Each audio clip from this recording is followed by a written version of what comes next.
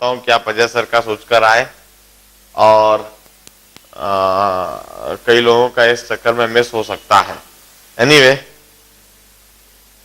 I am starting centre of मास।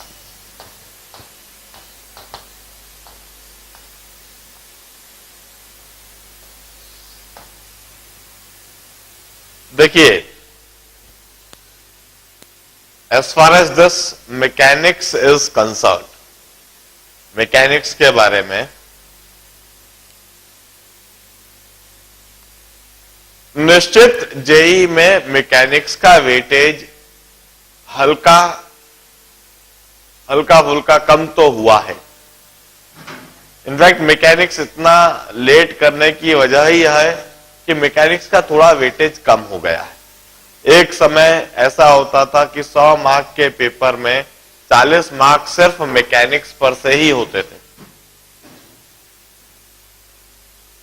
यदि किसी का मैकेनिक्स सॉलिड है तो सिर्फ मैकेनिक्स के बलबूते पर वह जेई निकाल जाता था।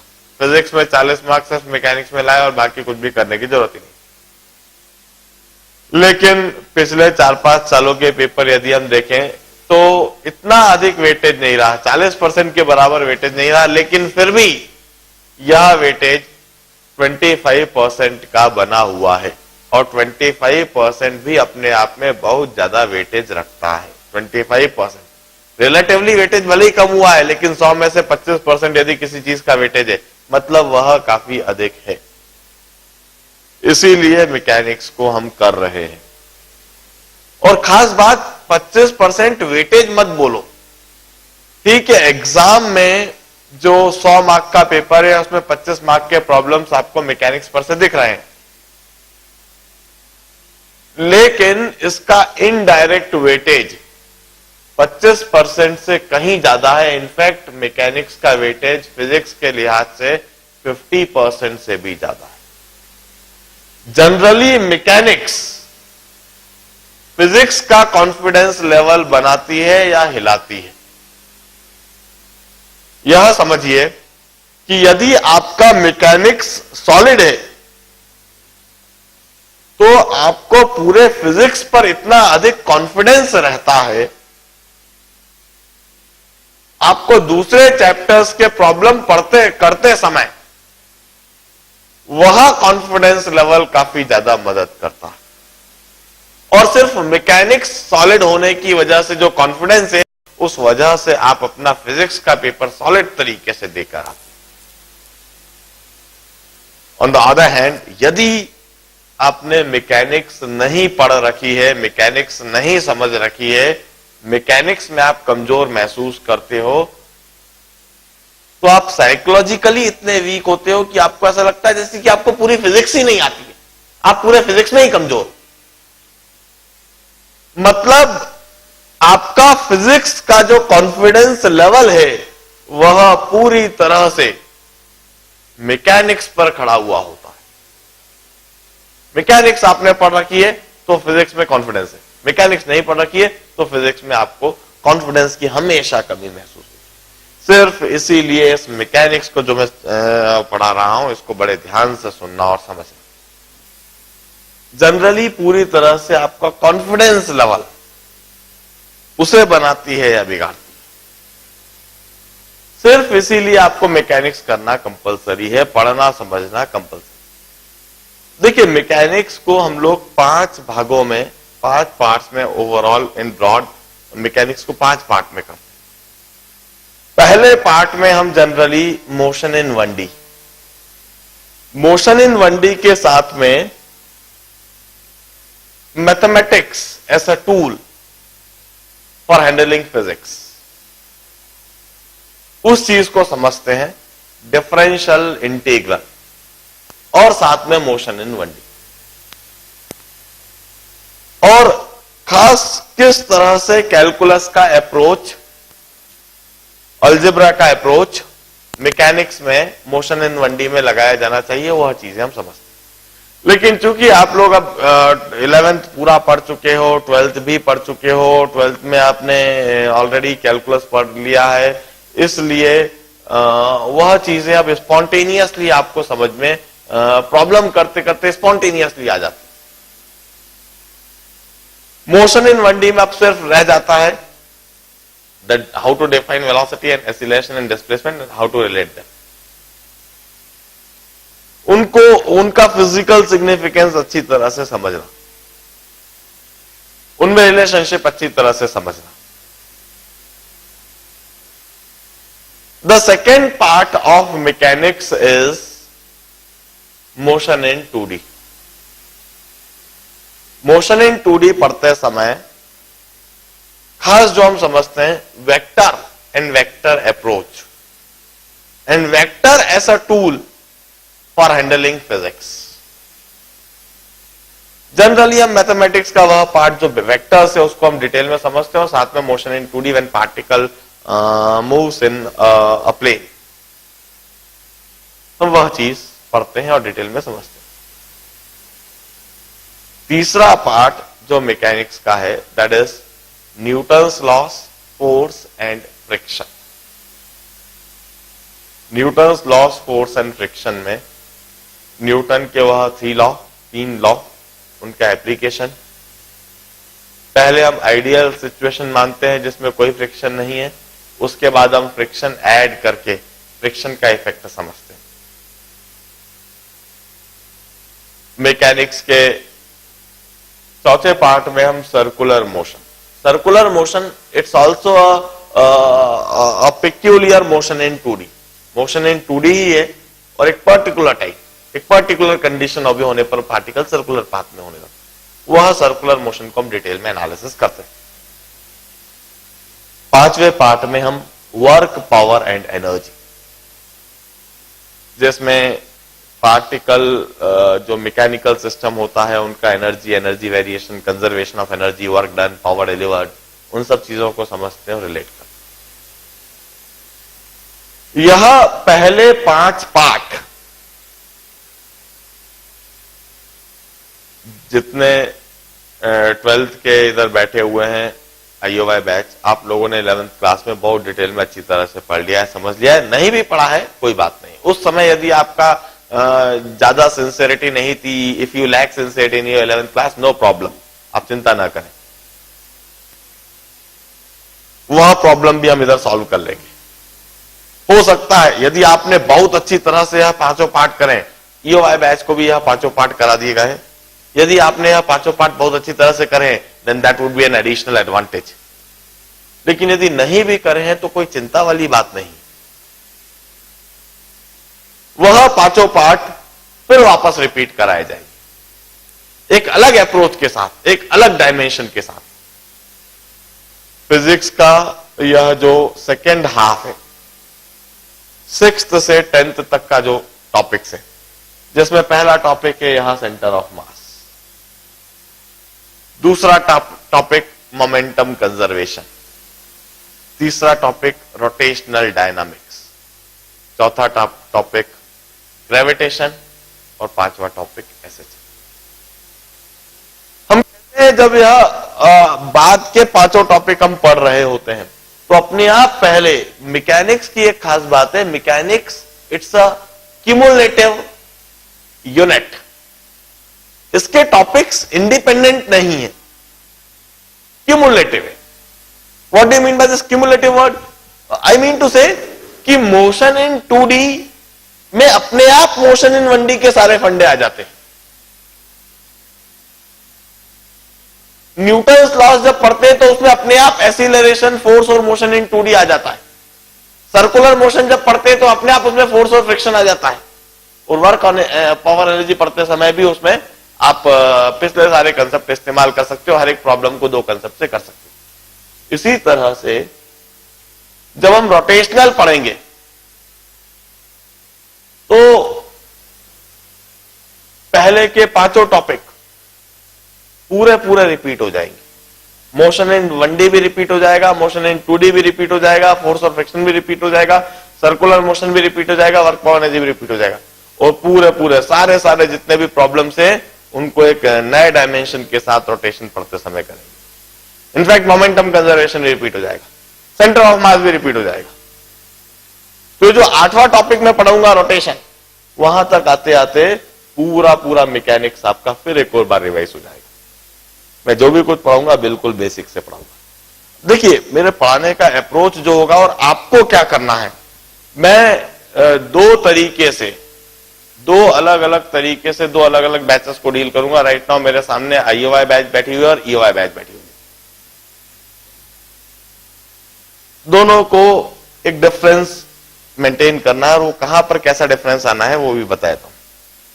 सबसे पहली बात, मेरा लेक्चर बहुत ज्यादा एग्जॉस्टिव, बहुत ज्यादा एलाबोरेटिव होगा। आप यह मान के चलो कि सिर्फ लेक्चर यदि आप अटेंड करते हो, सिंसियरली अटेंड करते हो, एक एक चीज को क्लास में बड़े ध्यान से सुन लेते हो और ध्यान से क्लास में समझ लेते हो, कोई सी भी ऐसी चीज जो आपने नहीं समझी हो उसको पास ऑन नहीं होने देते हो। क्लास में जो भी कुछ बोला जा रहा है उसको आप परफेक्टली समझते हो, एक एक चीज, एक एक शब्द का अच्छा मतलब निकाल लेते हो और सही तरीके से उसको ग्रैस्प कर लेते हो। कहीं से भी कोई चीज यदि समझ में नहीं आती है तो उसी समय रोककर पूछ लेते हो। Then this lecture would be sufficient to crack any problem appearing in IIT JEE। Mechanics पर से किसी भी तरह का प्रॉब्लम आएगा IIT JEE में, आप उसको क्रैक कर सकोगे, आप उसको अटेम्प्ट कर सकोगे और सही करके आ सकोगे। सब्जेक्ट टू कंडीशन कि एक तो आपको रेगुलरली क्लास अटेंड करना चाहिए और न केवल रेगुलरली क्लास अटेंड करना चाहिए बल्कि क्लास में बहुत सिंसियरली बैठकर सिंसियरली चीजों को सुनना चाहिए। क्लास में चीजों को सुनने के अलावा मैं क्लास में ढेर सारे numerical problems, illustrative problems, conceptual problems करवाऊंगा। I always expect that you will put your best efforts, full hearted efforts in attempting those problems. उन प्रॉब्लम को आप सॉल्व करने के लिए अपना पूरा पूरा एफर्ट्स डालोगे, पूरा पूरा एफर्ट्स लगाओगे, किसी भी तरह से कोशिश करोगे, अपनी बेस्ट कोशिश करोगे कि आप स्वयं से अपने आप से उन प्रॉब्लम को कर सको। यदि आपने स्वयं से अच्छी तरह से उन प्रॉब्लम को कर लिया, बहुत अच्छी बात। नहीं कर पाए, इन दैट केस जब मैं क्लास में उन प्रॉब्लम को समझाऊंगा तब आप प्रॉपरली सुन के समझ के उसको वहां पर क्लोज करोगे। आप अपना इस तरह, you should be very alert, you should be very dedicated and devoted toward the lecture. आपको पूरे कंसंट्रेशन के साथ, पूरी अलर्टनेस के साथ क्लास में बैठना है और 100% डेडिकेशन, डिवोशन के साथ में जो आपको कहा जा रहा है वह करते जाना है। और यह लेक्चर अपने आप में it would be exhaustive enough to clear each and every concept regarding your mechanics.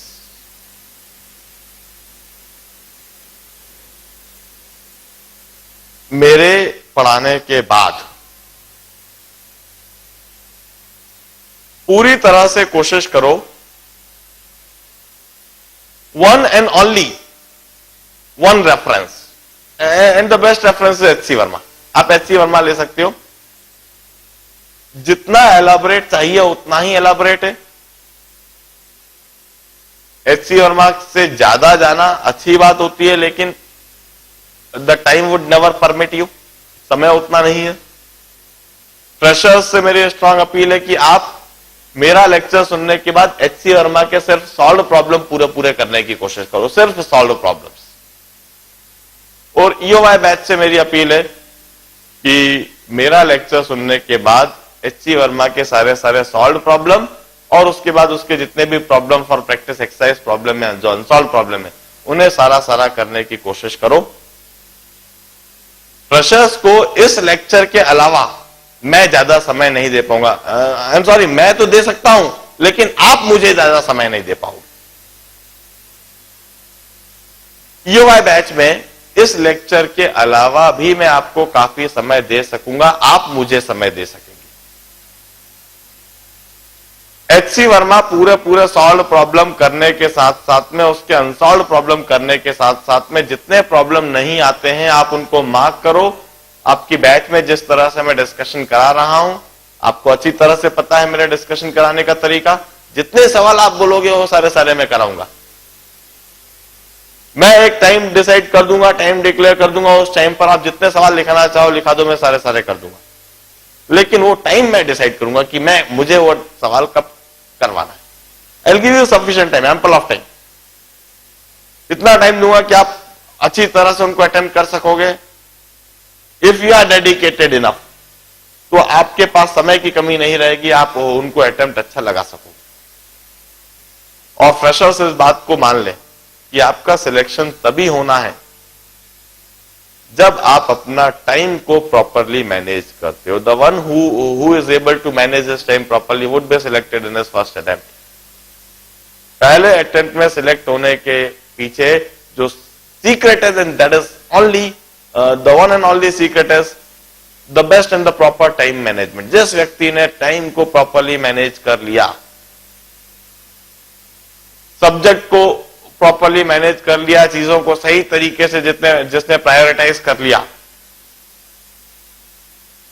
देखिए, आप में से कई लोग एलिजिबल हैं। आप लेक्चर को बहुत अच्छी तरह सुनते हैं, लेक्चर में बहुत अच्छी ग्रास्पिंग रखते हैं। इसके साथ साथ में यदि आप टाइम मैनेज कर लेते हो मैकेनिक्स के लिए, आपके बोर्ड एग्जाम सर पर हैं, उन बोर्ड एग्जामिनेशन के पैरेलल आप इसके लिए टाइम निकाल लेते हो, यह लेक्चर्स अच्छी तरह से अटेंड कर लेते हो, और इसके बाद एचसी वर्मा के सारे सॉल्व प्रॉब्लम कर लेते हो। इसके अलावा कई सारे ऐसे भी रहेंगे जो अनसॉल्व प्रॉब्लम भी कर सकेंगे। कोशिश कीजिए जितना अधिक से अधिक आप कर सकते हो, जितना ज्यादा एफर्ट्स आप डालोगे the better you will achieve. हमने अभी तक मैकेनिक्स में फोर्स और फोर्स का इफेक्ट पढ़ा है। अभी तक के मैकेनिक्स में we never considered about the shape of the body, the size of the body, the geometry of the body, or the mass distribution of any mass system. हमने हमेशा हर एक बॉडी को पॉइंट मास मान लिया, एक particle मान लिया, उस पर फोर्स लगाया और उस फोर्स का इफेक्ट ऑब्जर्व करा। हमने हमेशा कहा force is equal to mass into acceleration. किसी भी बॉडी जिसका मास m है, उस पर यदि फोर्स लगाया जाए तो उसका एक्सीलरेशन a होगा। बॉडी चाहे यह चौक हो, चाहे इस तरह का कोई स्पंज हो, चाहे वहां इस तरह की चेयर हो, हमने हमेशा कहा कि जब हम फोर्स लगाते हैं तो कुछ एक्सीलरेशन होता है, और वो acceleration that is given by mass into force equal to ma। Now the question is कि क्या किसी भी फोर्स का इफेक्ट सिर्फ मास और सिर्फ उसके मैग्नीट्यूड पर डिपेंड करता है? जरा हम देखें, यह एक स्पंज है, इस तरह से रखा हुआ। मैं इस पर थ्रस्ट लगाता हूं। Now what do you mean by the thrust? Thrust means finite force acting for a short time interval. एक बहुत छोटे समय के लिए यदि फाइनाइट फोर्स एक्ट करे, हम उसे थ्रस्ट कहते हैं। फॉर एग्जाम्पल, इस बोर्ड को मैं इस तरह से हिट करता हूं। यदि इस बोर्ड को इस तरह से हिट करा जा रहा है, आई यूज टू से आई am applying a finite force. मैं एक फाइनाइट फोर्स अप्लाई कर रहा हूं, लेकिन यह फाइनाइट फोर्स कॉन्स्टेंटली अप्लाई नहीं हो रही है। एक बहुत छोटे से इंटरवल के लिए, जब तक मेरा हाथ इस बॉडी के कांटेक्ट में है, सिर्फ उस टाइम पीरियड के लिए यह फाइनाइट फोर्स एक्ट कर रही है। इस तरह की फोर्स को हम थ्रस्ट कहते हैं। मैं इस बॉडी को इस तरह से हिट करता हूं, इस बॉडी को मैं इस तरह से हिट करता हूं। जब मैं इसे इस तरह से हिट करूंगा, I will say that I am applying some thrust over the body. अब देखिए, इस बॉडी को दो तरीके से हिट करा जा सकता है। या तो मैं ठीक इसके सेंटर पर ऐसे हिट करूं, इस तरह से हिट करूं, and you can observe the motion of the body. एक और तरीका हो सकता है इसी बॉडी को हिट करने का, इसके सेंटर पर इस जगह पर हिट करने के बजाय मैं इस कॉर्नर पर, इस जगह पर इस बॉडी को इस तरह से हिट करूं। खास बात आप देखें, दोनों ही तरीके से हिट करने पर, जब मैंने ऐसे हिट करा तब जो मोशन रही, और जब मैंने इस तरह से हिट करा तब जो मोशन रही। बॉडी का एक्सीलरेशन तो हुआ, इस केस में भी एक्सीलरेशन हुआ, कुछ वेलोसिटी एक्वायर करी, और इस केस में भी एक्सीलरेशन हुआ और कुछ वेलोसिटी एक्वायर करी, और फिर उस वेलोसिटी के साथ में बॉडी गिरी। लेकिन इन दोनों केस में बॉडी का मोशन एक जैसा नहीं रहा है। इस केस में आप मोशन देखिए, बॉडी फ्लैटली ऐसी गिरती चली गई, जबकि इस केस में जब मैंने इसको कॉर्नर पे हिट करा तो बॉडी आगे बढ़ी है, लेकिन उसके साथ में वह घूमती हुई गिरी है। What I want to conclude is the effect of force not only depend on the magnitude or the direction of force, it not only depend on the magnitude of the mass of the body, but it also depends on the point of application of the force, the point of application of the thrust. It also depends on the shape, size, or the distribution of mass, the geometry of the body. किसी भी body पर कोई force यदि लगाया जाता है तो उस फोर्स का क्या असर होगा, उस फोर्स का क्या इफेक्ट होगा, वह इफेक्ट सिर्फ फोर्स का मैग्नीट्यूड और डायरेक्शन देख लेने से नहीं समझ में आएगा। उस फोर्स का इफेक्ट सिर्फ उस बॉडी का मास और उसका मैग्नीट्यूड देख लेने से समझ में नहीं आएगा। उससे तो सिर्फ आपको बॉडी का एक्सीलरेशन मिल जाएगा, लेकिन बॉडी का एग्जैक्ट मोशन किस तरह से होगा, यह इस बात पर भी निर्भर करेगा कि उस फोर्स को एग्जैक्टली किस पॉइंट पर लगाया जा रहा है। इस बात पर भी निर्भर करेगा कि उस बॉडी का शेप कैसा है, साइज किस तरह की है, ज्योमेट्री किस तरह की है, उसका मास डिस्ट्रीब्यूशन किस तरह का है। Point of application of force, इसे हम डिटेल में समझेंगे रोटेशन, कि उस केस में फोर्स का क्या इफेक्ट है। इस पर्टिकुलर यूनिट में सेंटर ऑफ मास पढ़ाते समय मैं किसी बॉडी का शेप, साइज और ज्योमेट्री और उसका मास डिस्ट्रीब्यूशन वह डिटेल में समझना चाहता हूं। पूरी तरह से हम जो समझेंगे